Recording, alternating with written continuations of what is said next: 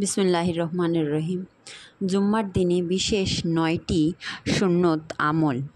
জুম্মার দিন নিম্নলিখিত কয়েকটি জিনিসের ওপর আমল করলে প্রত্যেক কদমে এক এক বছরের রোজা এবং এক এক বছরের নামাজ পড়া সমপরিমাণ সওয়াব পাওয়া যায়। 1 নাম্বার, সকালে অন্য দিন অপেক্ষা তাড়াতাড়ি ওঠা। 2 নাম্বার, সুন্নত অনুযায়ী গোসল করা। 3 নাম্বার, পরিষ্কার কাপড় পরিধান করা। মসজিদে তাড়াতাড়ি যাওয়ার উদ্যোগ নেওয়া। 5 নাম্বার, মসজিদে পায়ে হেঁটে যাওয়া।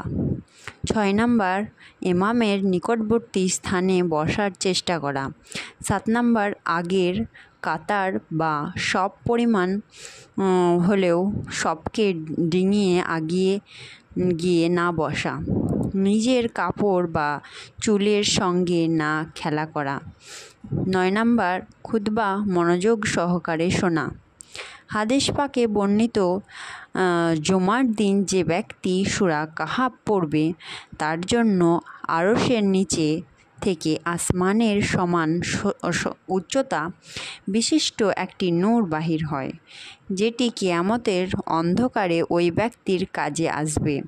উক্ত জুমা থেকে নিয়ে দ্বিতীয় জুমা পর্যন্ত সমস্ত ছোট গুনাহ মাফ হয়ে যায়। নবী করিম সাল্লাল্লাহু তাআলা আলাইহি সাল্লাম আরও বলেন, জুমার দিনে আমার ওপর বেশি বেশি করে দরুদ পড়ো, কারণ এই দিনে দরুদ পৌঁছানোর জন্য ফেরেশতারা হাজির হয়ে উক্ত দরুদ শরীফ আমার কাছে পেশ করে থাকেন। হযরত আবু হুরায়রা রাযিয়াল্লাহু আনহু থেকে বর্ণিত, হুজুর সাল্লাল্লাহু তাআলা আলাইহি সাল্লাম ইরশাদ করেন, যে ব্যক্তি জুম্মার দিনে আসরের নামাজের পর নিজ স্থান ত্যাগ করার পূর্বে এই দরুদ শরীফটি আল্লাহুম্মা সাল্লি আলা মুহাম্মাদিন নবিয়্যিল উম্মি ওয়া আলা আলিহি ওয়া সাল্লিমু তাসলিমা